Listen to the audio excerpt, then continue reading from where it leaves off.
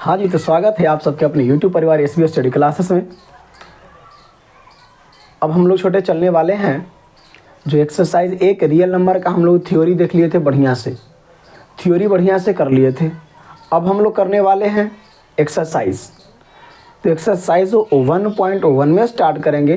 तो आपको कल ही पिछले वीडियो में कुछ इन्फॉर्मेशन दे दिए थे और इंट्रोडक्शन भी दे दिए थे उसके बारे में, और बताए थे कि एक्सरसाइज 1.1 में जो आपको पढ़ना है वह है यूक्लिड विभाजन एल्गोरिथम। तो आज छोटे हम लोग समझने वाले हैं कि यूक्लिड विभाजन एल्गोरिथम क्या है। अगर आप इस चैनल पे नए हैं तो सब्सक्राइब कर दें, बेल आइकन दबा लें ताकि अगली वीडियो अपलोड करें सबसे पहले आपके पास नोटिफिकेशन चला जाए यूट्यूब के माध्यम से। समझ गए? चलेंगे।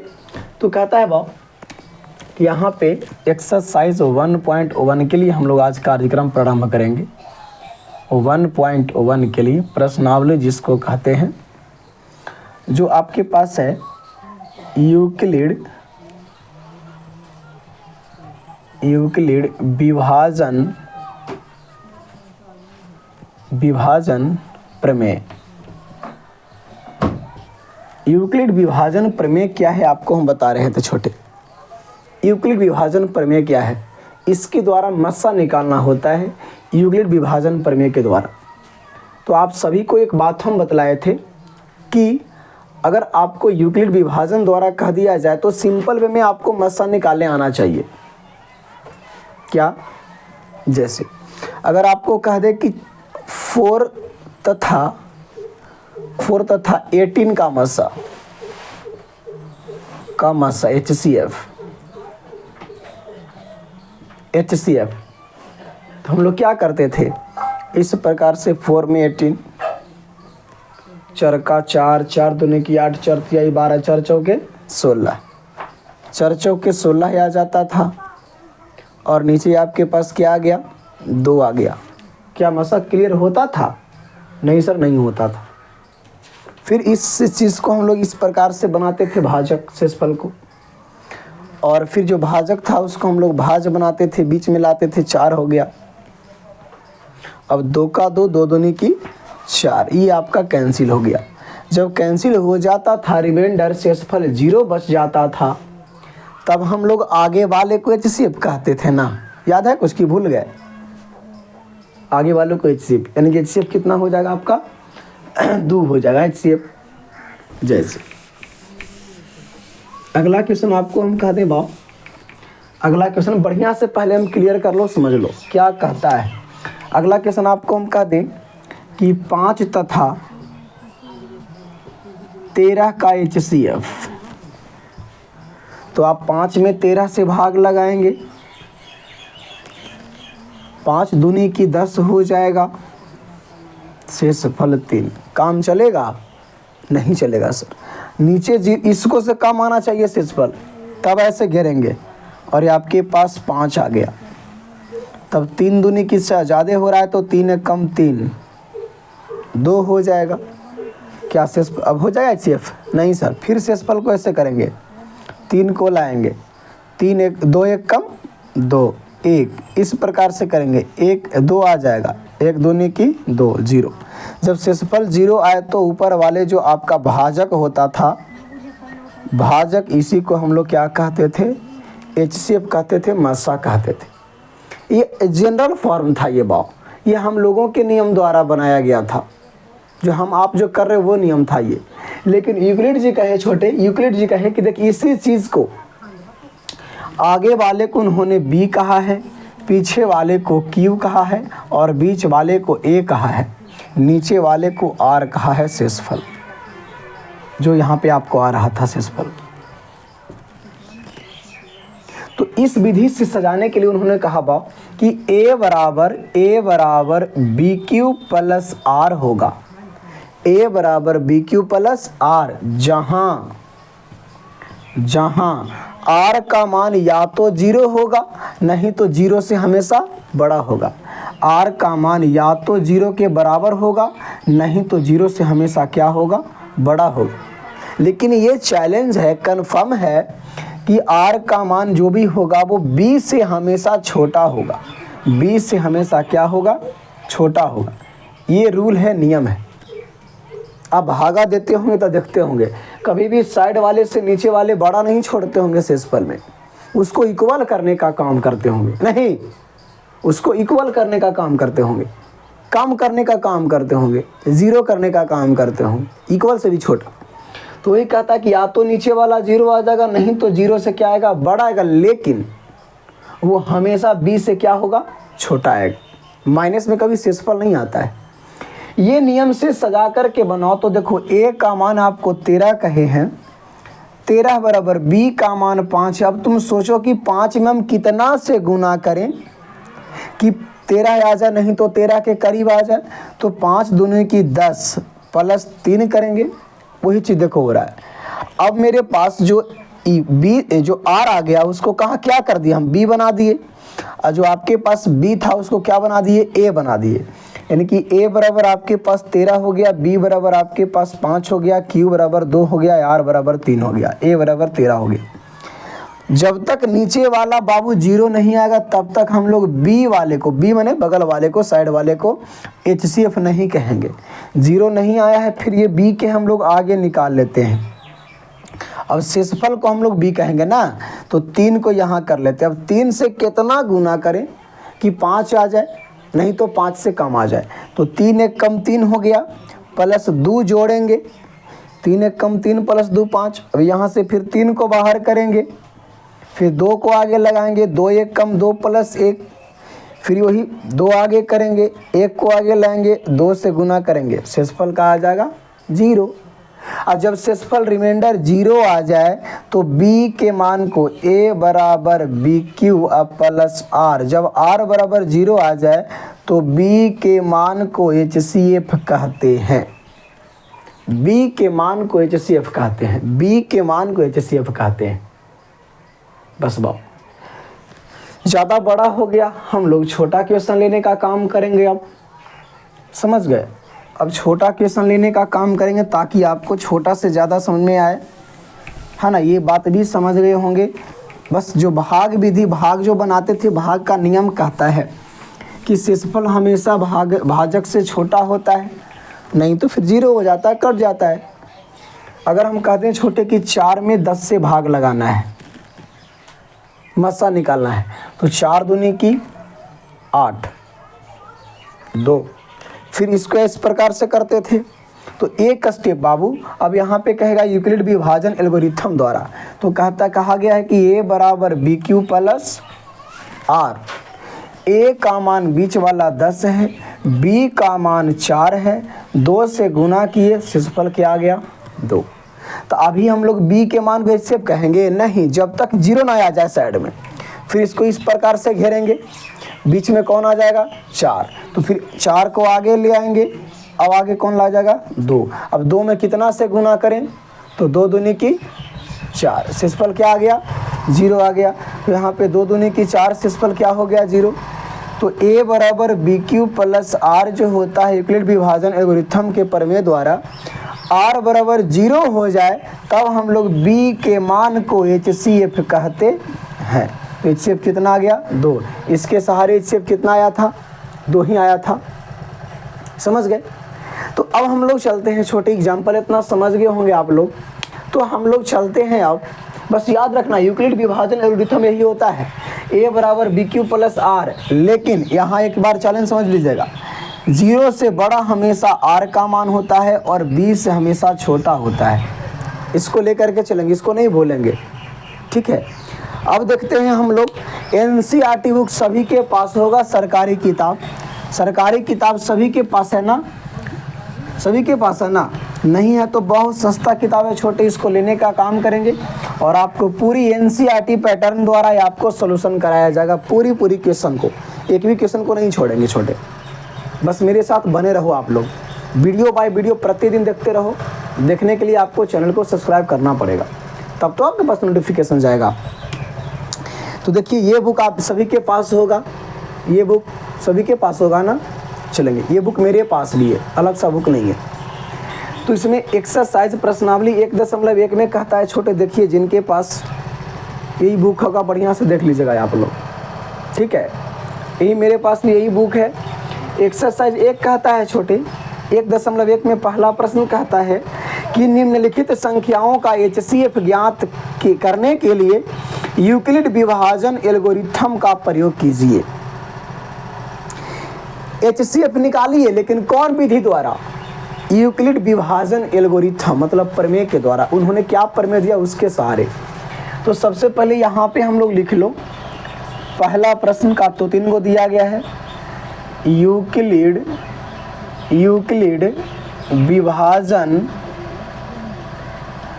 विभाजन प्रमेय या फिर एल्गोरिथम, जो भी एक ही बात होता है, प्रमेय के द्वारा। समझ गए? ये आपका पहला प्रश्न दिया गया है छोटे। 135 और 225, 135 और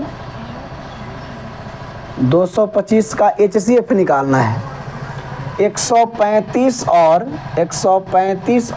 225 का HCF पहले हम लोग सिंपल वे में भाग विधि द्वारा बना लेते हैं कि ताकि ज़्यादा से ज़्यादा समझ में आए।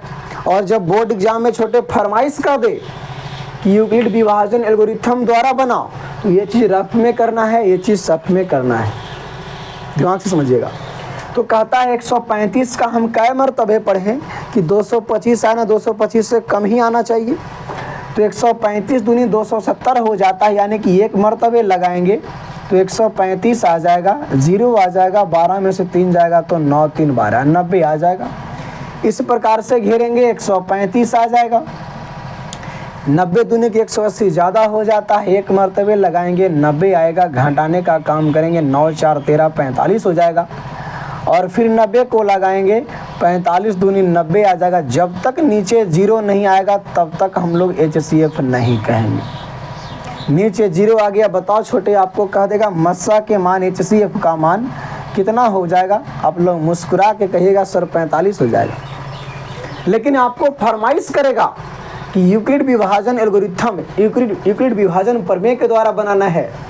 तो इसके लिए आपको क्या बताया है गुरुजी कि A बराबर BQ प्लस R, A बराबर BQ प्लस R, जहाँ 0 equal to less than R less than B, R का मान 0 से बड़ा होना चाहिए और अंततः जाते जाते क्या होना चाहिए?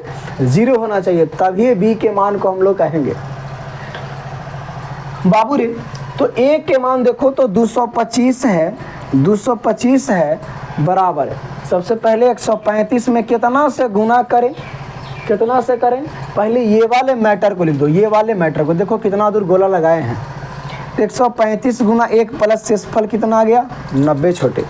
अब 90 को बाहर निकाले हैं, 135 को भीतर लगाए हैं, तो यहाँ से 135 को बाहर निकाल लेंगे और 90 को आगे कर लेंगे। अब बताओ 90 में अब ये स्टेप को काम करेंगे, ये वाला स्टेप को।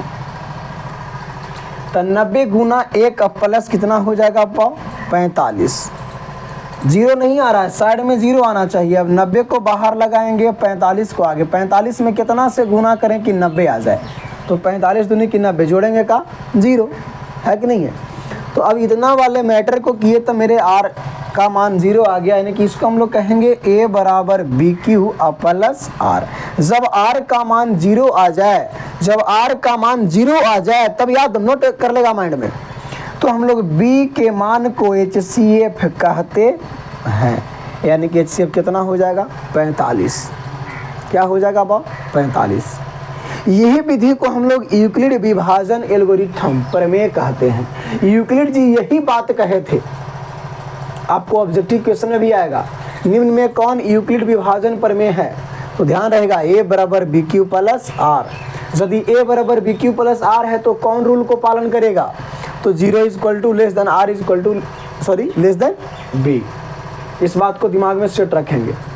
अगला प्रश्न कहता है 196 और 38,220, 196 और 38,220 जो भी है आपके सोझा लिखेंगे, जो आपको किताब में भी लिखल होगा, है ना। आपकी बुक से फालतू प्रश्न एक भी नहीं रहेंगे।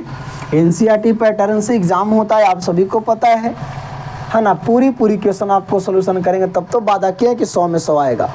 बस खाली लगन से लगल रहो। 196 और 196 196 और ये दूसरा प्रश्न आपका है 38,220, 38,220। तो 196 और 38,220, यही प्रश्न है ना। हाँ, तो कहता है छोटे कि 196 से भागा लगाओ 38,220 में, मामला सेट। अब देखो जैसे भाग करते थे इतना दूर पहले काटेंगे, 3 अंक को काटेंगे, तो 19 दूनी की 38, 96 दूनी की 12 है, ज़्यादा हो रहा है।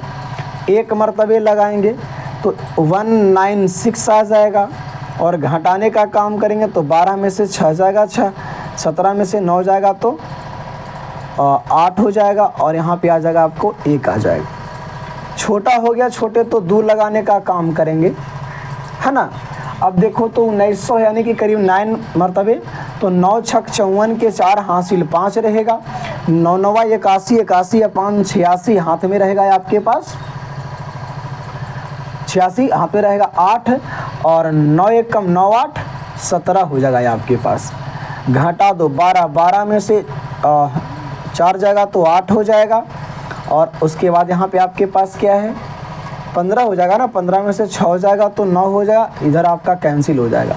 फिर कौन उतरेगा छोटे, 0 उतरेगा। अब कितना मरतबे लगाएं, 5 मरतबे लगेगा, 6 पंजे की 30 तब तो 0 आएगा ना, और 9 पंजे 45, 3 48 हाथिल 4, और फिर 5 4 9। Very good. जब पूरी मामला कट गया यानी कि नीचे 0 आ गया, तो इसी को ना हम लोग HCF कहेंगे, HCF कहेंगे, यानी कि मस्सा बराबर कितना हो जाएगा 196। अगर आपको कह दे कि 4 और 16 का मसा था, 4 चौके 16, 4 और 12 का मसा, 4 तिहाई 12 कट गया, यही मसा आपका हो जाएगा। इसी मामला को यहाँ सेट करेंगे बाब, तो आगे जो हम लोग जानते हैं कि यूक्लिड विभाजन एल्गोरिथम प्रमेय कहता है a बराबर BQ प्लस R, जबकि 0 = less than R less than B। तो A का मान है 38,220 बराबर B का मान कितना है 196 में हम लोग कितना से गुना करेंगे, तो 195 से गुना करेंगे, तो शेषफल का आ जाएगा 0। और जब R का मान 0 तो B के मान को ही हम लोग मस्सा HCF कहते हैं। 196 आंसर, लॉलीपॉप क्वेश्चन। ठीक है, ये सब प्रश्न बाबू 1 नंबर में ही पूछा जाता है क्योंकि बहुत शॉर्ट प्रश्न है। ये आपका पहला का दूसरा था, पहला में एगो और दिया गया है जो आपका तीसरा रहेगा प्रश्न। वो क्या कहता है, इसी प्रकार से बनाएंगे उसको भी, पहले भाग विधि द्वारा रफ में कर लेंगे और सफ में उसको सजाने का काम करेंगे। कहता है 867 और 225, है ना। 867 और देखिए मसा कहेगा तो बड़ा छोटा कहीं भी लिख दे, उससे कोई लेन देन नहीं है। हम लोग भागा देंगे छोटका से बड़का में, ध्यान रहे इस बात को। तो पीछे है तो ऐसा नहीं कि 876 में उतना लगे, 67 से उतना लगेगा, नहीं 225 से ही लगाएंगे 867 में। अब बताओ कितना मरतबे लगेगा, ये आप सभी को पता है।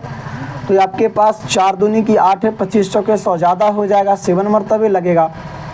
तो आपके पास 3 मरतबे हो, तो पंक्ति आई 15 के 5 हाथ में रहा 1, 3 दूनी 6 1 7 और 3 दूनी 6, ठीक चल रहा है ना। अगर 4 से लगाते तो 8 5 4 दूनी की 800 और 25 चौके 100 ज़्यादा हो जाता। इस चीज़ को घटाएंगे आप, तो आपके पास क्या आ जाएगा 2 आ जाएगा, 1 आ जाएगा और 2 आ जाएगा, 212 आ जाएगा। इस प्रकार से घेरेंगे, 225 को लगाएंगे, बीच में 1 मरतबे लगा क्योंकि बिल्कुल करीब है, और घटाएंगे तो 3 हो जाएगा, 1 13 हो जाएगा, 212 आ जाएगा।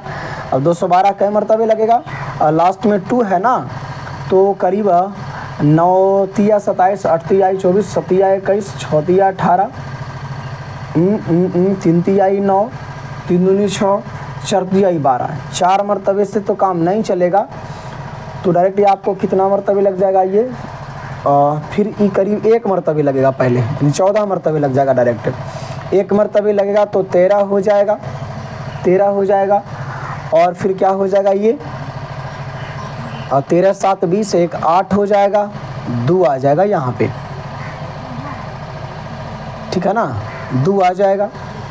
अब यहाँ पे हो जाएगा ये आपके पास कितना मरतबे, है ना, और कितना मरतबे लगेगा, कितना मरतबे, यानी कि नहीं क्वेश्चन तो गलत लिख दिया हम, है ना, 255 है यहाँ बाव, 255 है, हमने गलत किया छोटे, इसलिए आंसर नहीं आ रहा था, है ना।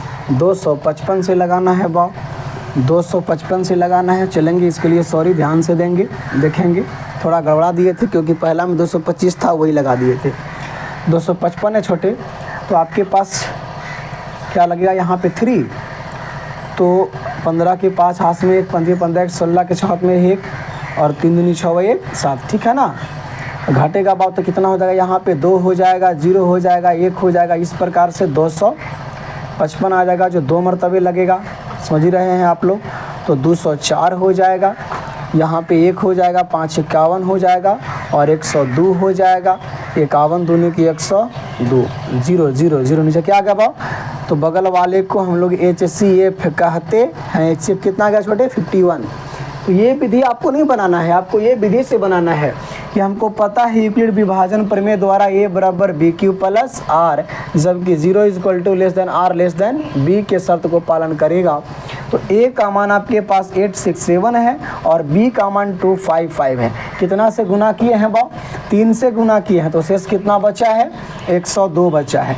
फिर 255 को बाहर करेंगे तो फिर 102 को आगे करेंगे, 2 मरतबे गुना करेंगे तो शेषफल कितना बचा है, 51 बचा है। शेषफल 0 बचना चाहिए, ध्यान में रहे 0। अब 102 को बाहर करेंगे, फिर 51 को आगे लगाएंगे, 51 दूनी की 102 हो जाएगा, शेषफल क्या बचेगा, यानी कि A बराबर BQ प्लस R में जब R का मान 0 हो जाता है तो B के मान को HCF कहा जाता है। HCF इक्वल टू 51, समझ गए। अब हम लोग चलते हैं छोटे प्रश्न में आगे। तो आगे प्रश्न आपको टेढ़ा मेढ़ा का है, थोड़ा सा खाली गौर से सुनेंगे समझेंगे तो पूरी प्रश्न बन जाएंगे। लेकिन हाँ, फरमाइश किया है कि यूक्लिड विभाजन प्रमेय को ही दर्शाना है, उसी के सहारे आगे बनाना है।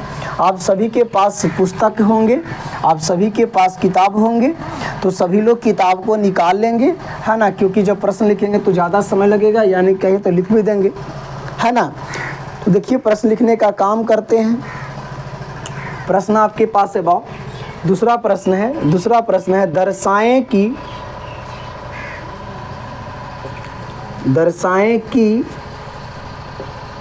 क्या है बाव, दर्शाएं कि कोई भी धनात्मक विषम पूर्णांक, कोई भी धनात्मक विषम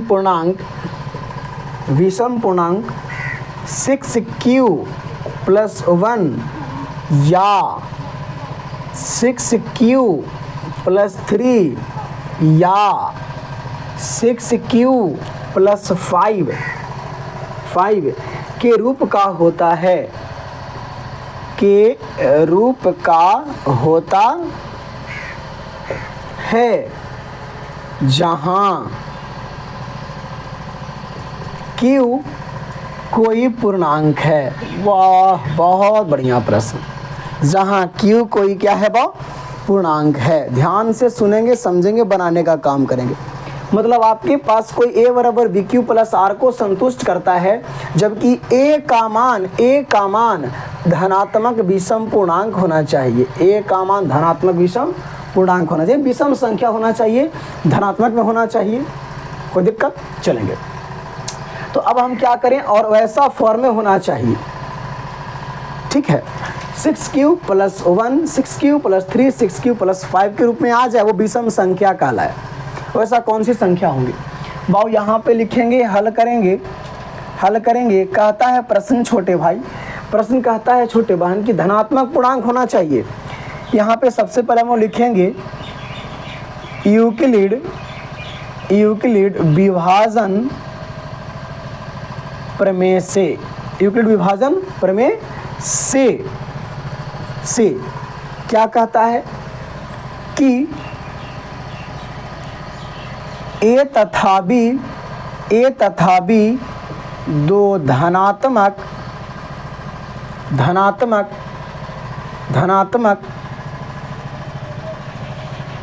पूर्णांक होंगे और उनका दो अद्वितीय पूर्णांक Q तथा R विद्यमान होंगे, उसमें उपस्थित रहेंगे, समझ गए, उसमें उपस्थित विद्यमान होंगे, ताकि A बराबर BQ प्लस R, सब ऊपर पार कर रहा होगा ना, समझो खाली बढ़िया से। यानी कि इसी के परिभाषा तो कहे हैं, बाकी A और B तो वैसन संख्या होगा ना, यानी कि 4 में 16 को भाग लगाएंगे तो 4 चौके 16 नहीं कटेगा है। तो ये देखो तो धनात्मक है ना, ये दोनों है, ये दोनों देखो तो ये दोनों A और B। तो उसी प्रकार से कहा है कि A और B दो धनात्मक पूर्णांक संख्या होंगे और उनका कोई अस्तित्व जो बनाएगा वो Q और R बनाएगा, जो इस प्रकार बनाएगा A बराबर BQ प्लस R, और जहां 0 equal to less than R less than B, R का मान जो होगा वो B से हमेशा छोटा होगा और 0 से बराबर हो सकता नहीं तो 0 से बड़ा होगा। यही प्रश्न आपको कहता है यहाँ पे, और इसको फ्लो करके लाओ तो देखिए तो बाप A बराबर को धनात्मक पूर्णांक दिया गया है 6Q प्लस 1, तो देखिए तो Q जो पूर्णांक है, देखिए कहीं कहीं यहाँ पे M देगा, आगे प्रश्न में M देगा, T देगा, कुछ भी दे सकता है, समझ गए। ये जो पूर्णांक दिया गया है यहाँ पे Q की जगह पे Q ही दे दिया गया है, यहाँ पे कुछ भी दिया रहेगा उसको Q के मान ही समझेंगे, यहाँ पे जो Q है इसका मान ही समझेंगे, ठीक है। तो जब इसको में तुलना करेंगे तो B का मान कितना हो जाएगा, तो B का मान कितना हो जाएगा, 6 हो जाएगा। B का मान कितना हो जाएगा, 6 हो जाएगा, है कि नहीं है। BQ प्लस R चलेंगे। अब कहता है यहाँ पे 0 equal to less than R less than 6, यानी कि R का मान 0 से बड़ा कहाँ तक होगा, छोटा तक, यानी कि R बराबर कितना हो जाएगा, 0 1 2 3 4 5 6 के बराबर होगा नहीं, अगर यहाँ पे इक्वल होता तो 6 लगाते, इक्वल नहीं है तो 5 तक ही रहेगा। R का मान आपके पास 0 है, 1 है, 2 है, 3 है, 4 है, 5 है, ये सभी पे चेक करो तो कि 6Q प्लस 1 ये आता है कि नहीं आता है, विषम संख्या आता है कि नहीं आता है। बाबू थोड़ा प्रश्न लंबा है, गौर से देखेंगे तो ज़्यादा समझ में आएगा। सबसे पहले हम कहते हैं बाबू कि R बराबर 0 पर चेक करते हैं, A बराबर BQ प्लस R, तो A बराबर आपके पास हो जाएगा BQ प्लस R, तो B का मान आपके पास कितना है, 6Q, B का मान कितना है आपके पास, 6 है, तो 6Q और प्लस R का मान कितना लिए हैं, 0, तो A बराबर आपके पास क्या आया, 6Q आया। अब बताओ इच्छा 6 कौन सी संख्या है, सम संख्या है, तो सम संख्या 2 से कटता है। यहाँ पे कौन संख्या है आपको पूछा है, विषम, तो R बराबर 0 पर बताओ तो विषम संख्या मिला, नहीं मिला, तो लिखेंगे अतः यह 2 से विभाजित है, इसलिए यह संख्या क्या है, सम संख्या है। बस देखो ना जी, देखो ना 6 क्या है आपके पास। अब कहता है छोटे R बराबर 1 पर चेक कर लेते हैं, R बराबर 1 पर, ठीक है, तो A बराबर BQ प्लस R, A बराबर B का मान तो 6 खानदानी है, R का मान 1 लगाए। अब बताओ छोटे ये पार्ट देखो, सम संख्या और 1 क्या है, विषम संख्या, तो सम प्लस विषम आपको बताए थे क्या होता है पिछले वीडियो में, विषम संख्या होता है, यानी कि इसमें कुछ भी जोड़ेंगे ना छोटे, सम संख्या में विषम संख्या को ऐड करेंगे तो विषम संख्या ही आएगा, है ना। यानी कि आपके पास ये क्या आ रहा है, देखो तो विषम संख्या आ रहा है ना, तो यह 2 से विभाजित नहीं होती, यह 2 से विभाजित नहीं होती है, इसीलिए यह कौन सी संख्या है, विषम धनात्मक पूर्णांक होंगे या विषम संख्या होंगे। कौन, A बराबर BQ प्लस 1, 6Q प्लस 1, ये आपके पास R बराबर 1 रहा। अब हम लोग R बराबर क्या करेंगे, 2 रखेंगे, R बराबर 2 लगाएंगे तो क्या हो जाएगा आपके पास, R बराबर 2 लगाएंगे तो A बराबर BQ प्लस R का मान क्या लगाएंगे, 2 लगाएंगे, तो a बराबर आपके पास 6q और प्लस 2 लगाएंगे, इसमें कोई कॉमन हो जाएगा क्या? तो हाँ सर कॉमन हो जाएगा, 3q प्लस 1। बताओ 2 से विभाजित हो गया, अरे 2 कॉमन हो गया तो हो गया ना जी। तो जब 2 से विभाजित हो गया तो संख्या क्या आ गया? सम संख्या आ गया, सम संख्या आ गया। उसी प्रकार से चेक करेंगे a बराबर bq प्लस r, a बराबर b का मान 6q और प्लस r का मान कितना लगाएंगे? अभी 3 लगाएंगे, 3 लगेगा तो a बराबर यहाँ से 3 कॉमन कर लेंगे तो 2q और प्लस क्या आपके पास है? 1 है। अब देखो 3 कॉमन हुआ है तो 3 कैसा संख्या है? कैसे संख्या बताओ? और सम में विषम जोड़ेंगे तो विषम आ जाएगा, है ना। तो बताओ क्या हो जाएगा? ये संख्या विषम हो जाएंगे, ये संख्या क्या हो जाएंगे? विषम हो जाएंगे। तो मुझे उम्मीद है इतना बात से आप समझ गए होंगे कि अब 4 लगाएंगे, 5 लगाएंगे तो 4 लगाएंगे तो सम ही आएगा, 5 लगाएंगे तो विषम आएगा। देखिए तो 2 को मैच कर गया, विषम आ गया, हाँ जी आ रहा है। 4 लगाएंगे तो नहीं आएगा, 5 लगाएंगे तो आ जाएगा। यानी कि हम लोग आंसर में कहेंगे कि r बराबर कितना कितना पर छोटे, कितना कितना पर? 1 पर, 3 पर और 5 पर। r बराबर 1 पर, r बराबर 3 पर, r बराबर 5 पर या विषम धनात्मक पूर्णांक संख्या बनाता है। ये मैटर आपको था छोटे, दूसरा प्रश्न था, बस कुछ किए नहीं है, इतना आपको लिखना जरूरी है। यूक्लिड विभाजन प्रमेय के द्वारा हम लोग काम कर रहे हैं। a तथा b दो धनात्मक पूर्णांक संख्या होंगे और उनका 2 अद्वितीय पूर्णांक होंगे जो q और में साथ देने वाला उसको कह सकते हैं q और r होंगे, जो उसमें उपस्थित विद्वान रहेंगे, उपस्थित रहेंगे, है ना। जो a बराबर bq प्लस r होंगे जहाँ q equal to less than r less than b। r का मान हमेशा 0 से बड़ा और बराबर होगा, जो b से हमेशा क्या होगा? छोटा होगा। और यहाँ से हम लोग r का मान कितना लेंगे? 0 से लेकर 5 तक लगाएंगे। इसमें से 3 संख्या ऐसे मिल जाएंगे जो 6q plus 1, 6q plus 3, 6q plus 5 उपस्थित रहेंगे। मिल गया। r का मान कितना लेने पर? 1, 3, 5 लेने पर। ये आपका प्रश्न था छोटे दूसरा। तीसरा प्रश्न देखते हैं, कहता है तीसरा थोड़ा लंबा लेकिन कुछ जान नहीं उसमें है ना। जो आप जान रहे हैं वही प्रश्न तीसरा है जो आपसे बन जाएगा। सिंपल वे में बोला है, बस प्रश्न को पढ़ेंगे, ज़्यादा लंबी प्रश्न है, चाहेंगे कि लिखने से हम बचें प्रश्न को।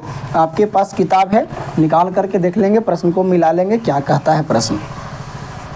प्रश्न कहता है छोटे कि किसी परेड में 616 सदस्यों वाली, देखिए आपके पास तीसरा कहता है किसी परेड में 616, कोई परेड होता है जिसमें कितने व्यक्ति हैं? 616 व्यक्ति हैं, 616 व्यक्ति हैं सदस्यों वाली एक सेना आर्मी की टुकड़ी को 32 सदस्यों वाली एक आर्मी बैंड के पीछे मार्च करना है। दोनों समूहों को समान संख्या वाले स्तंभों में मार्च कराना है। उन स्तंभों की अधिकतम संख्या क्या होगी जिसमें वे मार्च कर सकते हैं, परेड कर सकते हैं? 32 तथा कितना में लगाना है उसको? 32 में। अरे मतलब मात्रा अधिकतम बोला है तो हाईएस्ट कॉमन फैक्टर, है ना, महत्तम समावर्तक पूर्णांक आप लोगों को पता है, HCF निकालो। तो यहाँ पे आपको क्या फरमाइश किया है? फरमाइश तो खैर नहीं किया गया है कि यूक्लिड विभाजन द्वारा बनाओ, हम लोग कैसा हूँ बना सकते हैं, है ना। 616 कर देंगे, इसको काटने का काम करेंगे। बताओ कितना मर्तबे लगाएं भाई, कितना मर्तबे लगाएं इसको? तो पहले 32 दूनी की 64, एक मरतबे लग जाएगा 32, सिंपल जाएगा। तो यहाँ पे 11 में से 2 जाएगा तो 9 2 11, 5 2 6। अब कितना मरतबे लगेगा छोटे? ये 296 है, तो 8 दूनी की 16 और 8 आई 24, 24 और 1 25 से होगा ना, सॉरी हाँ ठीक तो है। यानी कि 8 मरतबे लगेगा, 8 दूनी की 16 और 8 आई 24 से 1 25, 256। 9 मरतबे लग जाएगा क्या? 9 तिया 27, 27 से 1 28, हाँ 9 मरतबे लग जाएगा, अभी 9 मरतबे भी लग जाएगा। 9 दूनी 18 की 8 हासिल 1, 9 तिया 27 से 1 28, 288 घटाएंगे तो यहाँ पे 16 में से 8 गया, 8 आ जाएगा, बाकी सब कैंसिल आ जाएगा। 16 में से 8 जाएगा तो क्या आ जाएगा आपके पास? 8 आ जाएगा, है ना। अब इसको इस प्रकार से करेंगे, 32 को लगाएंगे, 8 चौके 32, जब रिमाइंडर 0 आ जाता है तो HCF कहलाता है। HCF कितना हो गया? बस HCF निकाल दो, उसमें अधिकतम संख्या कितनी हो जाएगी? 8 हो जाएगी आंसर। ये आपका तीसरा प्रश्न था, समझ गए। चलेंगे। अब हम लोग चलते हैं चौथा की ओर। तो बिल्कुल जैसे हम लोग दूसरा बनाए छोटे, वैसा ही बनाना है चौथा, और सेम बनाना है पाँचवा, बिल्कुल उसी प्रकार से बनाना है पाँचवा। तो हम चाहेंगे कि ज़्यादा वीडियो लंबा ना हो। चौथा देखिए सोल्यूशन करेंगे, आप लोग ध्यान से समझेंगे, सुनेंगे। वही प्रश्न बोला है कि यूक्लिड विभाजन प्रमेयिका का प्रयोग करके दर्शाएं कि धनात्मक पूर्णांक, वही संख्या जो विषम धनात्मक पूर्णांक था, धनात्मक पूर्णांक संख्याओं का वर्ग किसी पूर्णांक m के लिए, q की जगह पे अभी m बोला है, 3m तथा 3m या 3m+1 के रूप में हो सकता है। हम लोग यहाँ पे चौथा लिखेंगे, चौथा के हल लिखेंगे। बोला है कि कोई जो q बराबर क्या बोला है आपके पास, m बोला है, और आपके पास 6m बोला है जी, 3m बोला है, 3m या 3m+1 आ सकता है a स्क्वायर आना चाहिए आपके पास, यही आपसे प्रश्न बोला है। तो हम लोग यहाँ पे लिखेंगे कि a तथा b दो धनात्मक पूर्णांक हैं जिनके दो अद्वितीय पूर्णांक Q तथा R उपस्थित है, लिख सकते हैं, विद्वान है, उपस्थित हो ताकि A बराबर BQ प्लस R को संतुष्ट कर सके, जहाँ 0 = less than R less than B। Lollipop question, बस Q के जगह पे यहाँ पे अभी M बोला है, यहाँ पे क्या बोला है छोटे, M बोला है ना, इसको वर्ग करना है। अब देखिए तो यहाँ पे देखो तो 3Q AQ BQ plus R का मान 1, B का मान 3 आ रहा है, तो B का मान कितना आ रहा है, 3 आ रहा है। तो B का मान जब 3 लगाएंगे तो आपको R का मान 0 1 2 3 के बराबर तो लेना नहीं है, 3 को लेना है। आप चेक करके बताओ। तो देखो यहाँ पे हम लेते हैं, यहाँ पे R बराबर 0 पर, R बराबर क्या चेक करते हैं, 0 पर, A बराबर BQ प्लस R, तो A बराबर B का मान आपके पास क्या है, 3 है पहले से, Q का मान कितना है, M है, और प्लस R का मान कितना लगाए, यानी कि A बराबर 3M आया। अब बोला है क्या, उसका वर्ग, इसका वर्ग करना है ना, तो हम लोग लिखेंगे दोनों तरफ वर्ग करने पर, दोनों तरफ वर्ग करने पर तो A स्क्वायर बराबर 3M के स्क्वायर हो जाएगा, यानी कि A स्क्वायर बराबर 9M स्क्वायर हो जाएगा। अब इसको देखो तो कि इस रूप में आता है कि नहीं आता, ये आपको सर्च करना है। तो यहाँ पे लिखेंगे A बराबर, इसको 3 कॉमन कर लेंगे तो 3M स्क्वायर हो जाएगा। अभी पूरा माना कि M बराबर 3M स्क्वायर, तो A स्क्वायर बराबर आपके पास 3M के रूप में हो गया। M कोई धनात्मक पूर्णांक होना चाहिए, है, मैच कर गया सर। उसी प्रकार से अब कितना लगाएंगे, 0 लगाए थे, अब R बराबर 1 पर चेक करेंगे, तो 1 कहेगा A बराबर BQ प्लस R, A बराबर B का मान तो 3 है, Q का मान M है, R का मान कितना लेना है, 1 लेना है। स्क्वायर बोथ साइड करेंगे, दोनों तरफ वर्ग करने पर, तो A स्क्वायर बराबर 3M प्लस 1 का क्या कर लेंगे, स्क्वायर कर लेंगे। तो क्या आपके पास आ जाएगा A square plus B square plus 2AB plus 1 आना चाहिए, 1 आपको है, बस नज़रिया से देख करके बढ़िया से उसको सोल्यूशन करेंगे। प्लस 1 इसमें से क्या कॉमन कर सकते हैं, तो 3M कॉमन कर लेंगे, तो आपके पास क्या बचेगा, 3 कॉमन करो तो 3M स्क्वायर प्लस 2M बचेगा प्लस 1। देखो तो अब A स्क्वायर बराबर 3M प्लस 1 के फॉर्म में आया कि नहीं हुआ, जबकि माना कि M बराबर क्या हो जाएगा आपके पास, 3M स्क्वायर प्लस 2M आ गया इस रूप में। जब 2 लगाएंगे तो कुछ और आएगा, M का मान कुछ और आएगा, बस यही ध्यान देना था। यहाँ पे लगा दें क्या, 2 का मान बस लगा लीजिएगा तो बिल्कुल वही मान आएगा। जैसे कि यहाँ पे क्या आया, M का मान क्या है, 3M स्क्वायर आया, यहाँ पे M का मान क्या आया, 3M स्क्वायर प्लस 2M आया। उसी प्रकार 2 लगाएंगे तो कुछ कॉमन करके आएगा। बात को समझ रहे हैं। ये था आपके पास प्रश्न नंबर कौन, चौथा था छोटे, चौथा था। अब हम लोग आते हैं पाँचवा प्रश्न में। पाँचवा प्रश्न में तो पाँचवा भी बिल्कुल यही प्रश्न कहता है छोटे, बस वहाँ पे कहा है कि यहाँ पे क्यों होना चाहिए, यहाँ पे क्या होना चाहिए, क्यों होना चाहिए। तो मुझे उम्मीद है कि आप लोग बना लीजिएगा, तंग तबाह काहे करते हैं। प्रश्न दिया है आपके पास कि 9m होगा, यहाँ पे पाँचवा 9m आएगा, 9m + 1 आएगा, और क्या है 9m + 1 9m + 8 आएगा। अरे 0 लेंगे 0 का स्क्वायर क्यू करेंगे 0 आएगा, 1 का क्यू 1, 2 लेंगे तो 2 का क्यू 8। समझे बात को ना, है ना। यही तीनों आना चाहिए कब, ए क्यू का मान, ए क्यू का मान यही तीनों में से कोई आना चाहिए, समझ गए। तो खैर आज तक वीडियो इतना ही, बाकी अगले दिन, तब तक के लिए नमस्कार। बिल्कुल एनसीईआरटी आपको इसी प्रकार से सोल्यूशन कराया जाएगा छोटे, आप मेरे साथ सिर्फ बने रहें, पूरी वीडियो सोल्यूशन करेंगे, पूरी बुक को ये जो है ना पूरा दम शुरू से लिए हैं अंत तक करेंगे, क्या समझे। तो अगर वीडियो अच्छा लगा हो तो लाइक करने का काम करेंगे, समझ गए। और बाकी आज भर इतना है, बाकी फिर अगले दिन, तब तक के लिए नमस्कार।